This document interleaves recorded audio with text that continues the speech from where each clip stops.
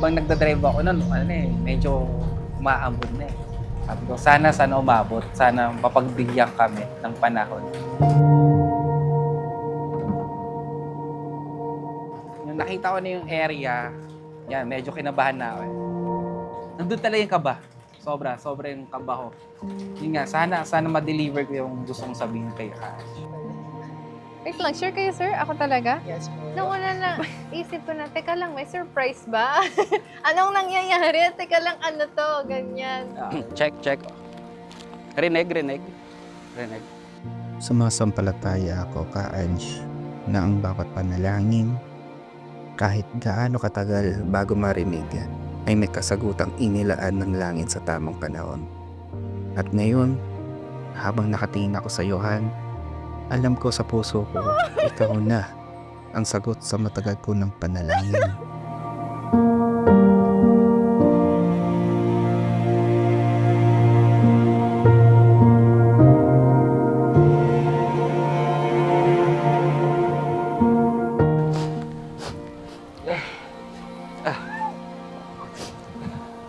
You marry me?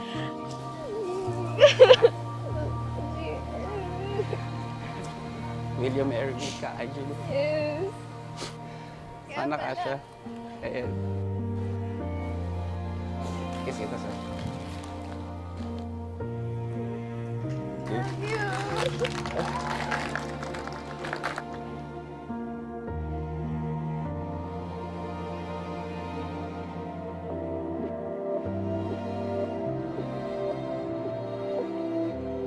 Sa tamang oras, sa tamang paraan.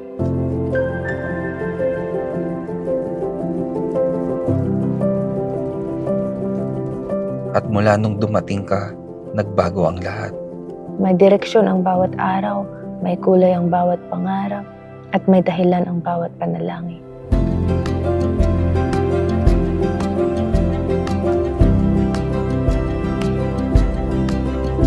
Ikaw ang biyayang pinasagot ng langit. Ikaw ang sagot sa panalangin kong may kasamang luha, pag-asa at pananampalataya.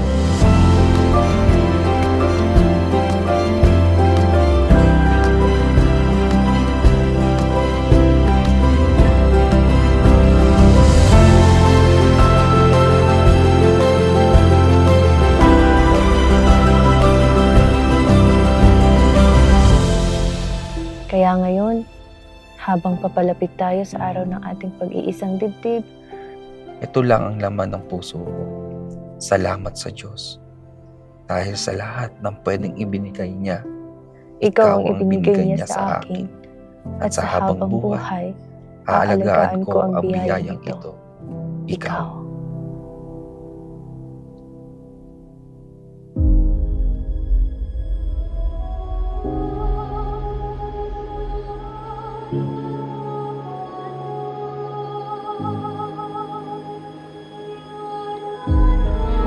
Simula pa lang nang ipakita sa atin ng Panginoong Diyos ang kahulugan ng numerong 19 o 19. Alam kong siya mismo ang nagbigay sa bawat isa sa atin ng mabuting makakasama habang buhay.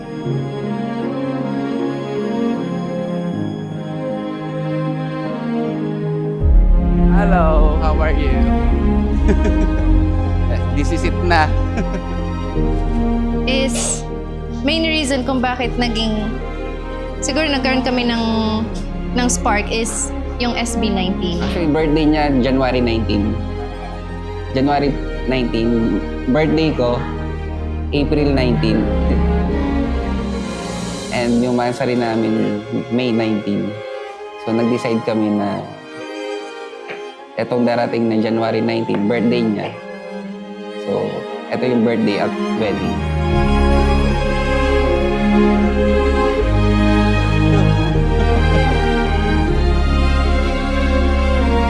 Buon ko pa gustong ikasal ito. At last ikakasal na. Sa wakas, magpakarami tayo. Go ye and multiply.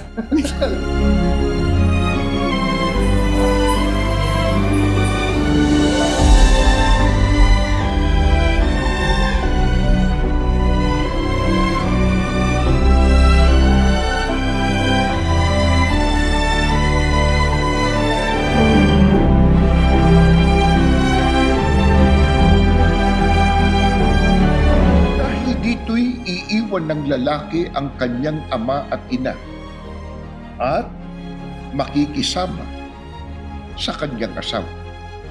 At ang dalawa ay magiging isang laman. Kaya hindi na sila dalawa, kundi isang laman. Ang pinapagsama nga ng Diyos ay huwag papaghiwalayin ng tao.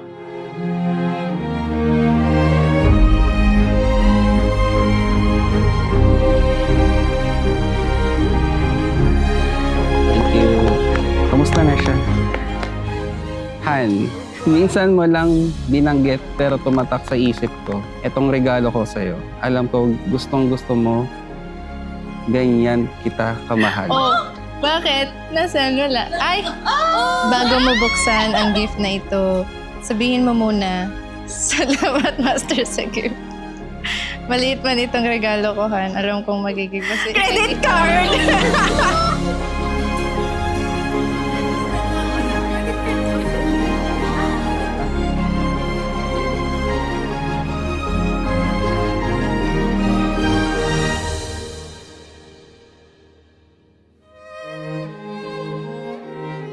I promise to support you kahit sa mga hilig mo o kahit sa mobile games. Pero sana, mas piliin mo pa rin ako kesa sa cellphone mo. I vow to take care of you dahil ikaw, higit sa lahat, ang dapat kong aasahan na mag-aalaga sa akin din.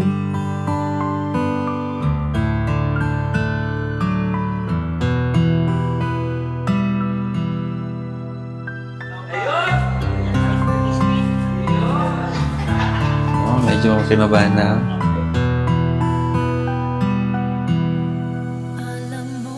Tayo po ngayon ay nagkakatipon sa harapan ng ating Panginoong Diyos upang pagbuklurin si kapatid na Jean Lawrence Galion at si kapatid na Ronisa Angelo Tolentino sa pamamagitan ng banal na pagkakasal. Sa kanyang biyaya ay I want to thank you. Your presence at our wedding was really a pleasant surprise. Thank you for being my bridesmaids here. alay ang walang hanggang pag-ibig sapagkat hinahanap na ang pag-asa ngayong handa na ang walang hanggang paghingalay.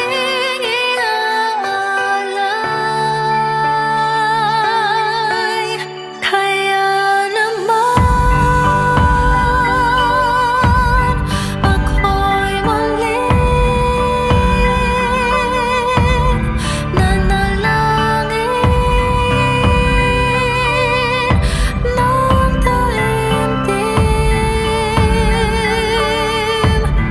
nawa'y mahanap na nitong aking puso. Pareho man tayong nasaktan noon at halos sumuko na. Pero hindi pumayag ang ating Panginoong Diyos dahil may mas magandang plano siya para sa atin. Sa araw na ito, masasabi kong ito ang ating final chapter sa ating trilogy story.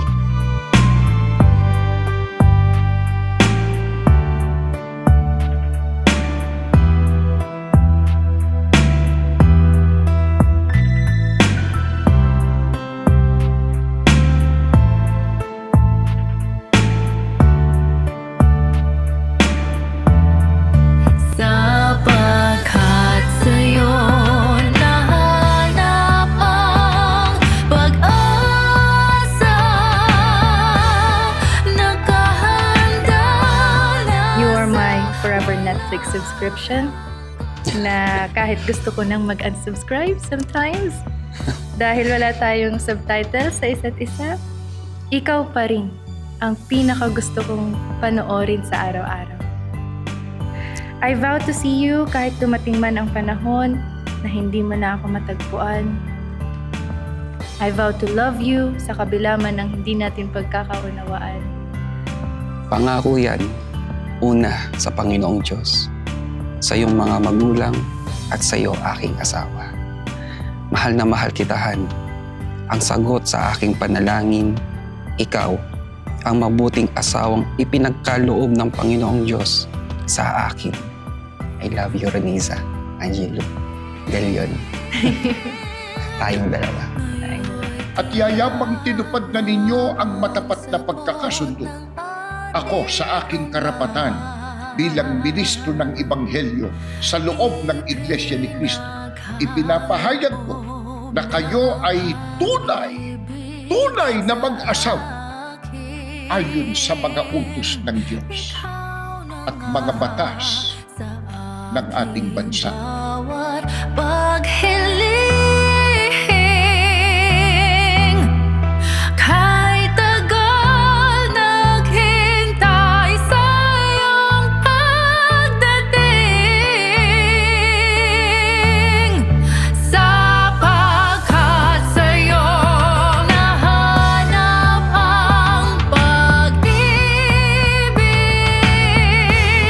nakahanda na sa walang hanggan na iyong iniaalay. Kaya ngayon, tayo'y muling nanalangin ng taimtim. Nawang puso natin huwag nang masawing, pangakong tayong dalawa hanggang langit. Nawa'y hanggang Kapatid na Jean, you may now kiss your wife. sa kanya'y magtapat at kapwa sa isa't isa, tayo'y maging dapat.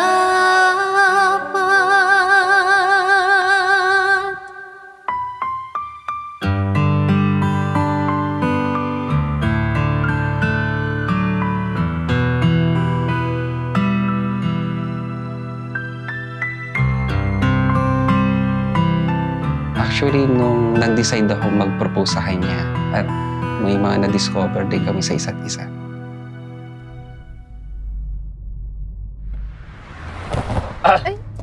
Ang lalim nun. Grabe naman daan dito. Kawawa naman, baby. Ba't mo ginaganon? Pero alam mo bang may pangalan tong sasakyan na to? Itong Geely na to? Oh? Hindi Geely? Ano? Apricot. Hindi ka. Oo nga. Niloloko mo lang ako. Hindi nga, ano yun, pandemic ata, binili namin ito. 2020 ata yun. O tama, 2020. Tapos Totoo pinangalanan ko, oo, totoo talaga. Pangalan na ito, Apricot. Hindi nga. Nakita Oo. mo lang yun sa IG ko eh. Hindi Apricot nga, wait lang. Tabi ko mamaya. Hindi Pag kasi, pangalan. search ko yun. Nakapost pa nga yun sa Facebook eh. Wait lang, park ko lang. Pakita ko sa'yo.